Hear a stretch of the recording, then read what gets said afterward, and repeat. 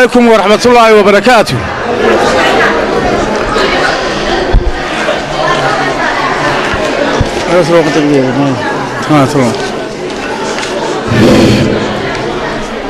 dhammaan marti sharafta dadka xafladda soo qabaqaabiyey kuwa ka soo qayb galay xildhibaanada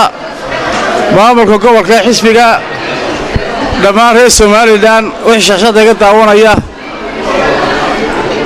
dhammaantood waxaan ku salaamayaa salaanta islaamka. assalaamu calaykum waraxmatullaahi wabarakaatuh. intaa kadib marka koowaad waxaan soo dhaweynayaa aad iyo aad waxaan u soo dhaweynayaa dadkan xisbiga ka qaybta maanta ee ku soo la iskuma beerid maaha. waxa weeye waa wax isku dartasho, waa shuraako, waa wax wada qabsi, waa wax la wada leeyahay weeye. taas horta aad iyo aad baad ku soo dhaweynayaa. talabaad waxaan aad iyo aad ugu mahadnaqayaa cid allaale intii ka soo shaqaysay ee tacabkeeda leh oo iyagana aan la ilaawi doonin, ama xildhibaan ha noqoto, ama dhalinyaro ha noqoto, ama haweenba ha noqoto. taana aad iyo aad baa loogu soo dhaweynayaa xisbiga. waana xisbi la wada leeyahay oo lagu shuraaka yahay, wax la isku beerama jiraan, waa wax la wada leeyahay weeye. ta saddexaad waxa bishaaro ah waan idinku bashaaraynayaa reer Togdheer iyo Somalilandba xisbiga inuu yahay xisbiga koowaad ee qaranka ee maanta dhisan ee mustaqbalka ugu wanaagsan leh ee wax khilaafi ka jirin. taasna waxa weeye waa wax isaguna jira. waxaana loo diyaar garoobayaa waa doorashooyinka, ama baarlamaan ha ahaato ama madaxtooye ha ahaato.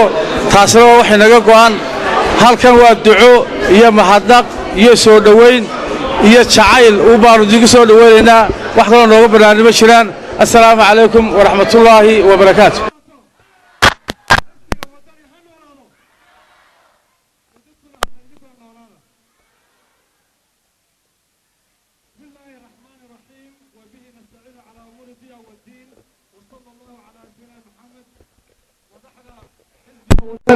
gobolka Togdheer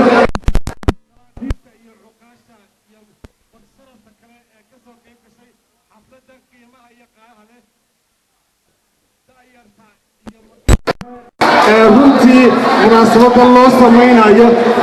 ka soo jeeda beesha awal bari ee gobolka degan. dhammaantiin waxaan leeyahay assalaamu calaykum waraxmatullaahi wabarakaatuh. maanta waa maalin taariikhi ah weeye. maanta waa maalin taariikhi ah oo baal dahaba ka geli doonta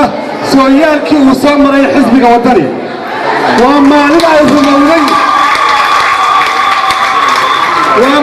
ay rumowday riyooyinkii faraha badnaa ee xisbigana uu ku soo taamayey sidii loo noqon lahaa xisbi qaran oo bahweyn ah oo ummadda reer Somaliland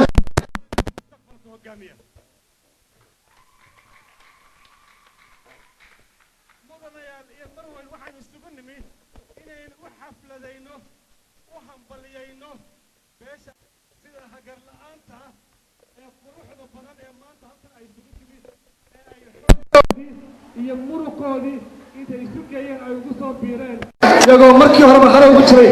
maantana ay ku tallaabsadeen tallaabo kale oo xisbigii waddani si dhaba ay uga mid noqdeen. waxaan leeyahay hambalyo. arrinkani waxay run ka dhigaysaa xaqiiqada maanta halka dhacday. waxay run ka dhigaysaa in xisbiga waddani noqday xisbigii mustaqbalka. waxa uu noqday xisbigii بإذن الله تعالى ما عنده قروالك ونقول لها أمة الرئيس Somaliland يقرأ كسوماليلاند.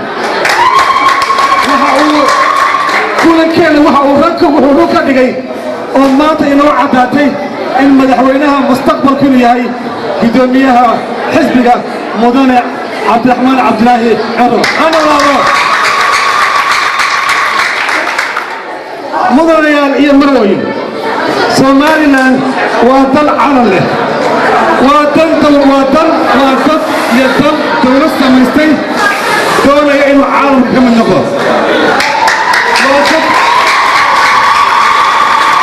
Somaliland waa dal noqday inuu abuuro mujtamac dimuqraadiya oo uu sharcigu shaqeeyo the rule of law ka shaqeeyo waa dal doonaya inuu noqdo dal leh dhaqaalo furfuran oo dadkana lala xisaabtami karo waxaan idiin sheegaya hadda waxaad moodaa in maanta matalaha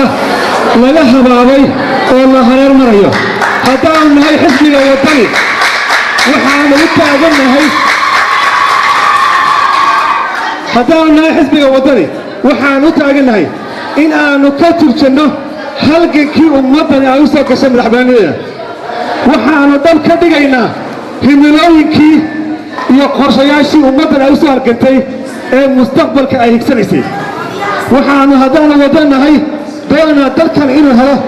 ictiraaf degdega oo ka mid ah himilooyinka ummaddan ay leedahay waxaan doonaa inaan abuurno haddaan waddannahay waxaan doonaa abuurno dal ku tallaabsaday horumar degdega caalamkana ka mid noqda oo dhaqaalaha kobciya khayraadkiisa la soo baxa shaqo abuur sameeya ganacsigana kobciya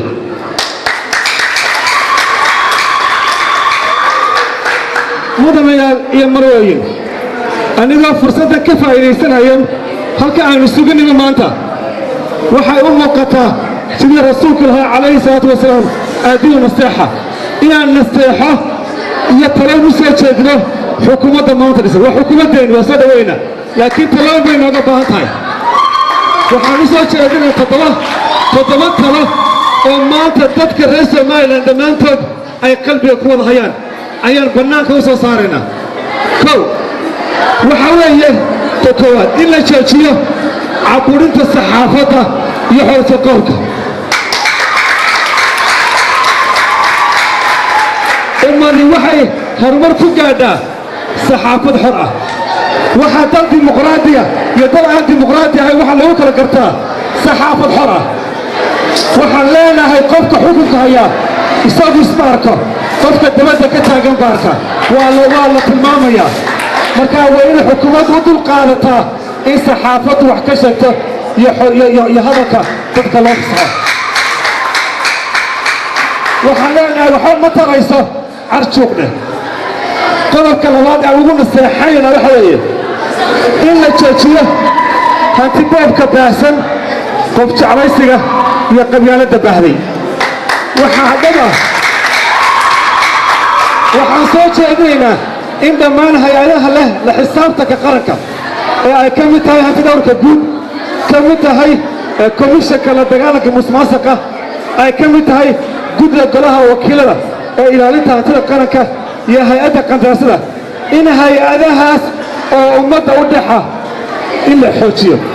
si aan u noqonno ummad leh in dadka la xisaabtami karo waxaa la yidhaahdaa qolooyinkan cilmiga yaqaana maamulka iyo maarayntu waxay yidhaahdaan haddii la helo xil responsibility waxaa xilkaasi wuxuu wataa waxa la yaqaano awoodaha markaa qodobka saddexaad ee maamulka looga bax weeye in la helo waxa loo yaqaano accountability in ciddii awoodda la siiyey ee xilkan loo dhigay in lala xisaabtami karo saddexdaa qodob may kala maarmi karaan ma kala maarmi karaan waxaan idiin sheegaynaa oo iminka soo dilaacday waxa la yidhaahdo dad xarfaan ah oo qalinka wax ku xada oo yaqaana sida wax loo xado waxaan u baahannahay in dadkaa la dabagalo waxaan doonaynaa oo qodobka saddexaad ugu naseexaynayna maanta xukuumaddeenna in la joojiyo waxa la yidhaahdo yaa taqaanaa oo lagu beddelo maxaa taqaanaa oo qof kale la dhiirigeliyo dhallinyarta jaamacadaha iyo aqoonta soo baratay oo lagu qiimeeyo waxbarashadooda si markaa meesha ay uga baxdo shaqola'aantu oo qofka shaqada xaqa u leh la siiyo waxaan doonaynaa qodobka afraad aan ugu naseexayna xukuumadda waxaa weeye in heshiisyada lala galo dowladaha iyo hay-adaha caalamiga in loo hor keeno baarlamaanka sidisoo ku qorayo waxaa laga yaabaa maxaa looga maagayaa waxaa laga yaabaa in loo ansixiyaba waxaa fiican in wax walba noqdaan wax cad oo transparenta oo la hor keeno qodobka shanaad aan ugu naseexayna waxa weeye hanti dowlaha guud in loo xalaaleeyo inuu shaqadiisa u madax bannaanaado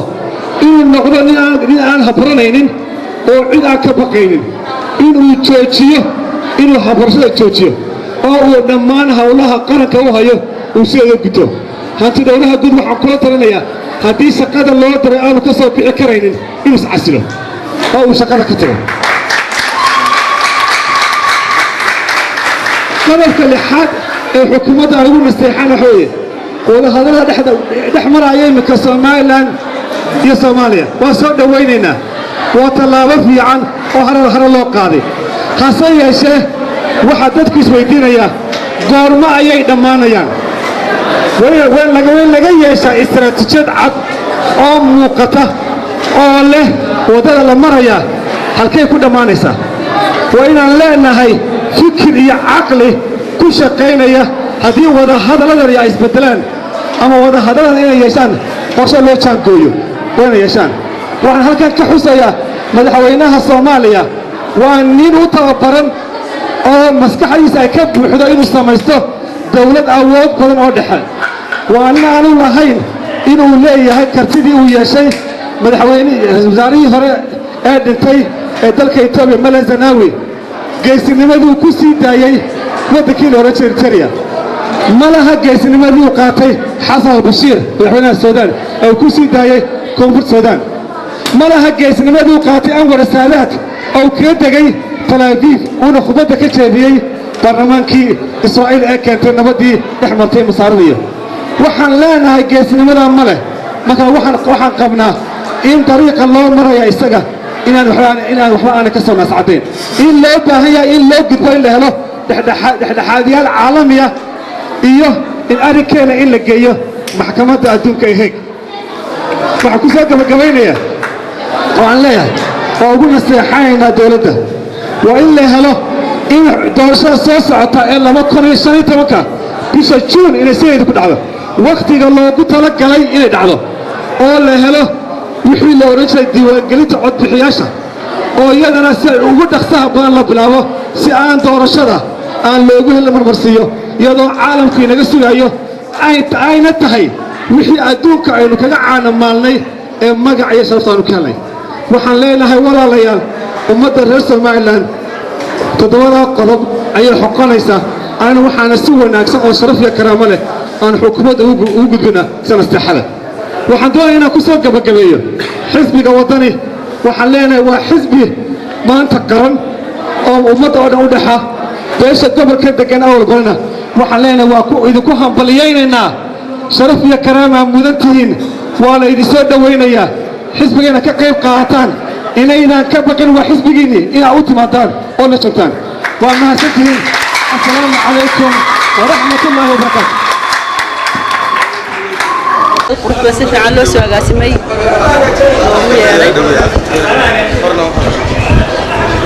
waxaan salaamayaa mudane iyo marwo waan salaamayaa waxaan kaloo salaamayaa guddoomiyaha waddani cabdiraxmaan cirran aad baan u salaamayaa anigoo ku hadlaya afka haweenka beesha awal bari ee gobolka tugdheer ee ku soo biiray xisbiga waddani waxaan leeyahay madashan aad nagu soo casunteen nagu soo marti qaadeen sida fiican aad iyo aad baanu idinka mahadnaqaynaa waxaan maxay ahayd soolayaan kaloo aan leeyahay waxaan kaloo salaamayaa ciidankeenna jiidda jooga ee cadow iyo nacab inaga ilaaliya ee dhaxanta iyo dabaylaha ba waxaan kuri noo xamilayna aad iyo aad baan u salaamayaa mahadnaq weyna waan u dirayaa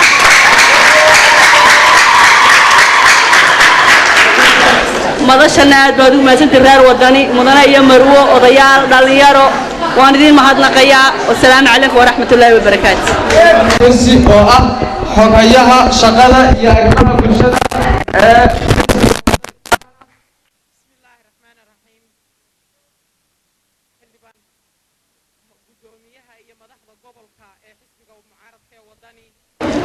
salaadiinta cuqaasha islaamada haweenka dhallinyarada waxgaradka dhammaan siyaasiyiinta wadani bulshada reer Somaliland ee maanta halkan ku sugan gaar ahaan beesha awal bari waxaan ku salaamayaa bahda saxaafadda assalaamu calaykum waraxmatullaahi tacaala wabarakaatu bacda taxiyat alislaam waxaa farxad weyni ah inaan idinkala soo qayb galo kulankan aad iyo aad u qiimaha badan la agaasimay haweenka quruxda badan waxgaradka ragga dhalinyarada xoogaga reer beesha awal bari aad baan ugu faraxsanahay inaan idinkala soo qayb galo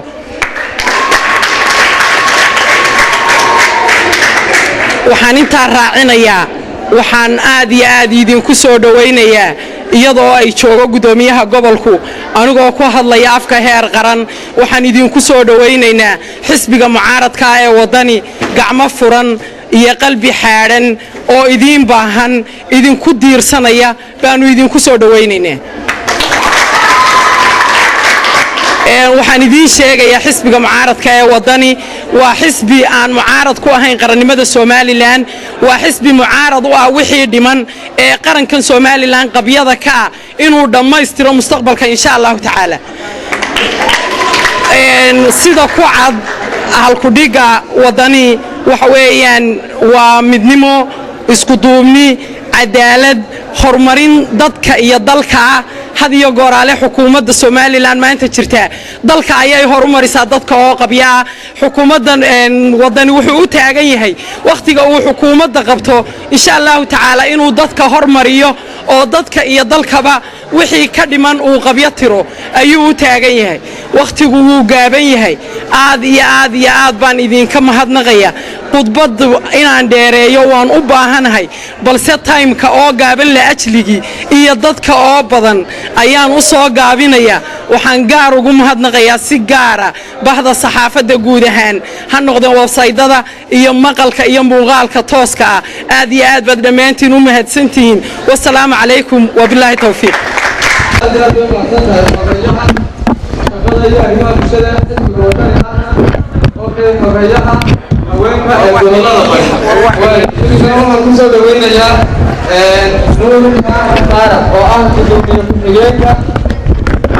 salaamaya dhammaan xafladan sharafta leh inta ka soo qayb gashay dhammaan dhalinyaro hooyooyin sulaadiin kolayaasha dhammaan bacda saxaafadda waxaan ku salaamayaa assalaamu calaykum waraxmatullaahi wabarakaatu anigoo ah ku hadlaya afka xisbiga wadani gaar ahaan gudoomiye ku-xigeenka gobolka waxaan halkan u soo jeedinayaa bahdan ka soo qayb gashay beesha ka soo qayb gashay xafladan inay ku soo biiraan xisbiga wadani waxaan ku soo dhawaynaynaa annagoo ah guddida gobolka dhammaantayo waxaan ku soo dhawaynaynaa gacmo furan iyo qalbi furan waxaanaanu leenahay ku soo dhowaada xisbigiinna ah xisbi qaranka Somaliland ee imika ugu cadcad axsaabta sidaa darteed waxaanu aad iyo aad idinka rajaynaynaa idinkana inaa si fiican aanu idiin soo dhawaanaydina uga soo qayb gashaan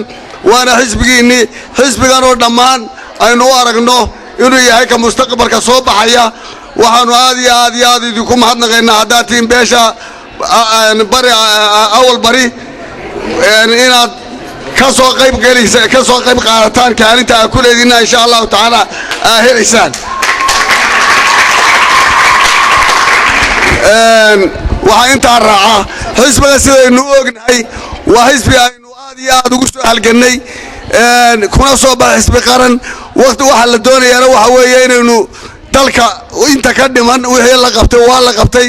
wixii kale inaynu dhammaystirno cadaalad iyo sinaan iyo wadaninimo aynu ku maamulno markay mustaqbalka aynu insha allahu tacaala la wareegno sidaa darteed aad iyo aad baan idinku mahadnaqaynaa dhammaan beesha awal bari ee ka soo qayb gashay xisbiga waxaanaanu leenahay ku soo dhowaada qalbi furan iyo gacmo furan wassalaamu calaykum waraxmatullaahi wabarakaatu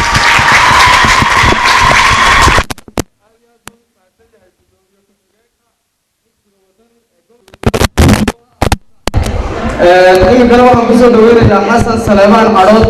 oo ah gudoomiyaha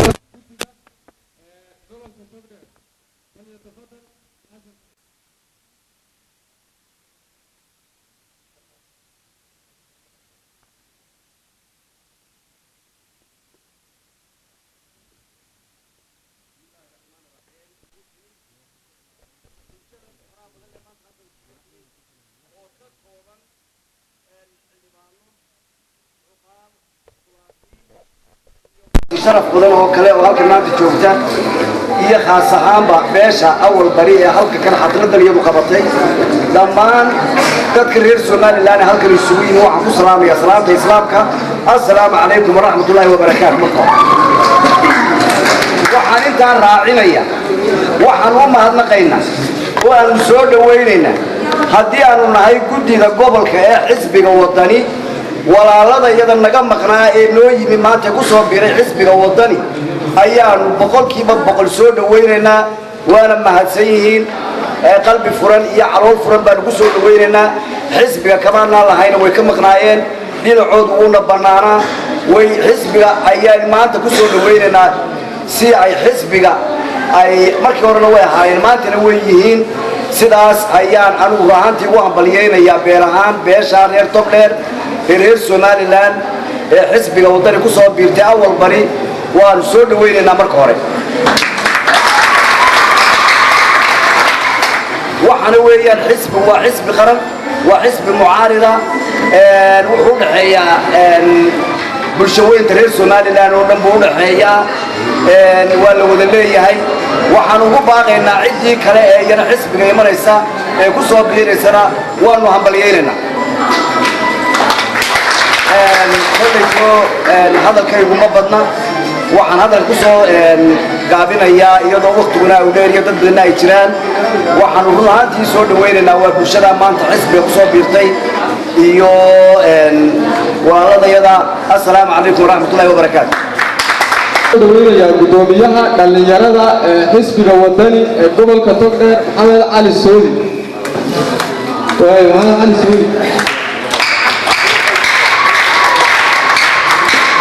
لله رب العالمين والصلاة والسلام على أشرف الأنبياء والمرسلين واسكعت هيمنت وجدد إنه يسود وين إنه باشا أول بري حزبك وطني وحزبي ودح يوم مثل سومالي لاند وحزب هذا هو قبل دورة عقبضها هيستقل يركض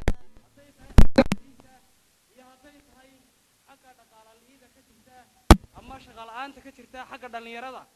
waxaan leenahay beesha ku soo biirtay maanta horena waa ugu jirteen xisbiga imikana gacmo furan baan idinku soo dhawaynaynaa aad iyo aadna waa mahadsantihiin si wacanna waynu wada shaqaynaynaa insha Allah xisbiguna wuxuu noqon doonaa xisbi xaakimka mustaqbalka gudoomiyaheennuna wuxuu noqon doonaa madaxweynaha mustaqbalka wassalaamu calaykum waraxmatullahi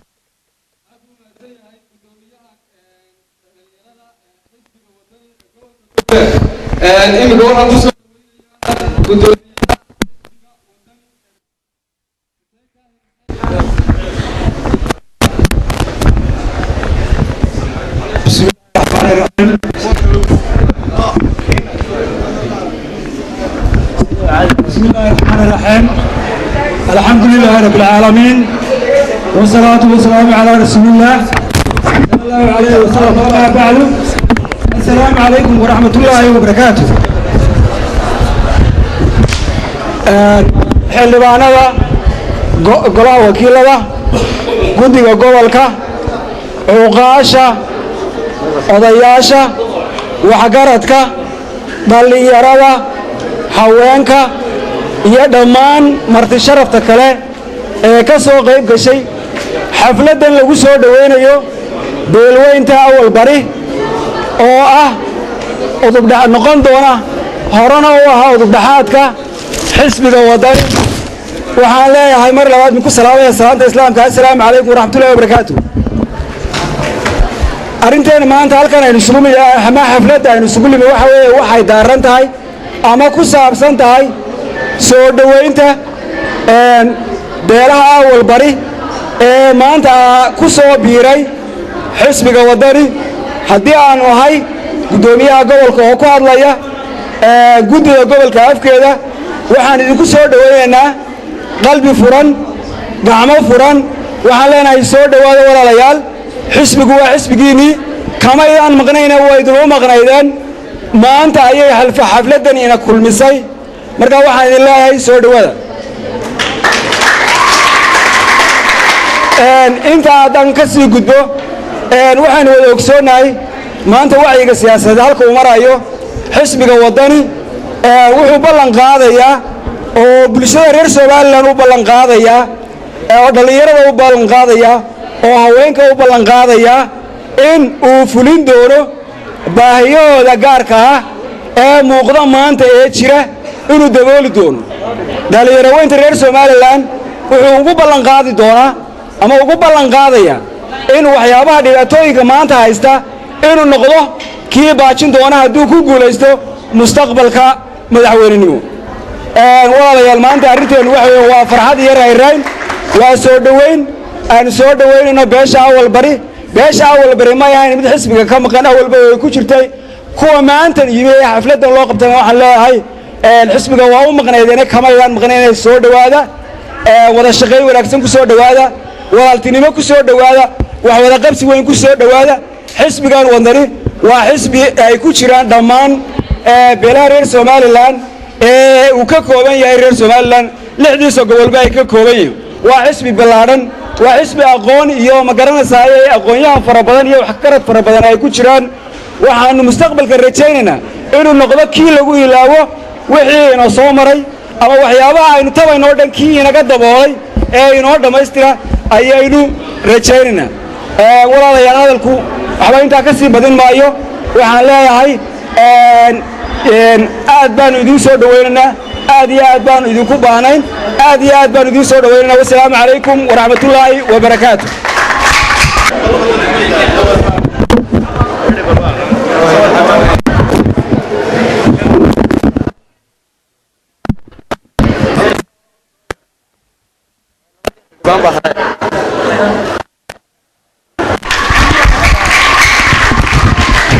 calamadana kor u qaada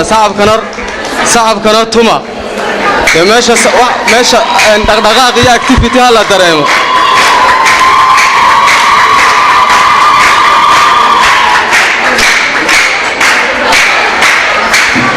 way sacabka si wanaag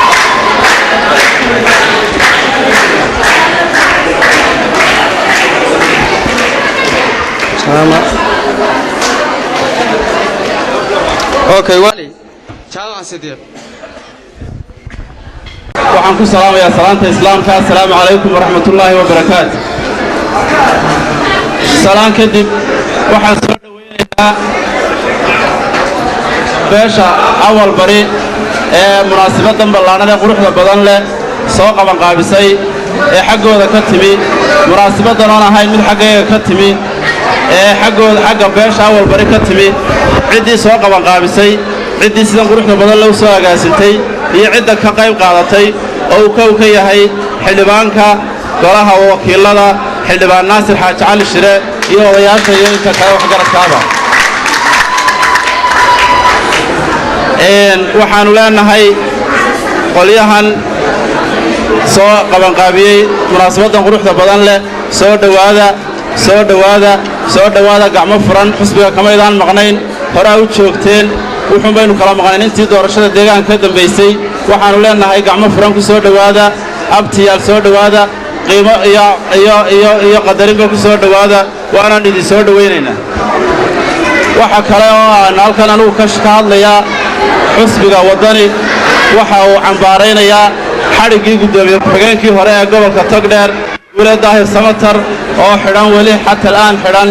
oo madaxda gobolka ka tirsanaa waannu cambaaraynaynaa xukuumaddana waxaannu ka codsanaynaa inay sida ugu dhaqsaha badan leh u soo celiso xorriyaddiisii guule daahir samatar oo ahaa oday magaaladaa oo ahaa barsaab ku-xigeenkii hore oo runtii aannu aad iyo aad uga xunnahay wax allaalii wuxuu ku xidhan yahayna aanay jirin wuxuun baannu aragnaa inuu ku xidhan yahay cadaaladdarro iyo sabaynta maamulxumada xukuumadda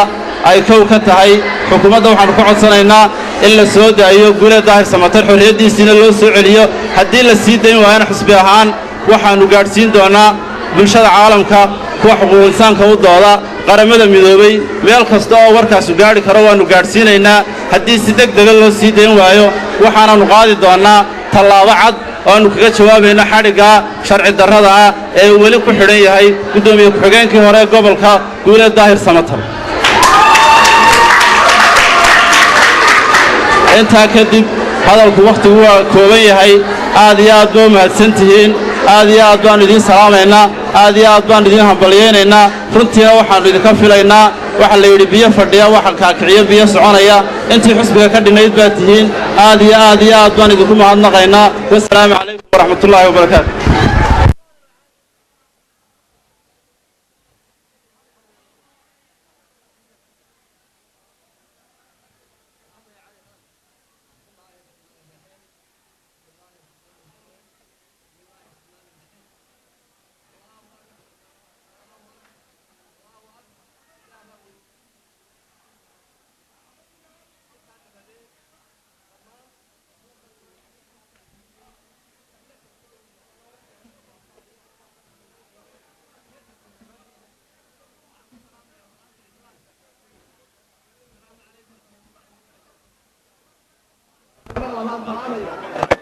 waa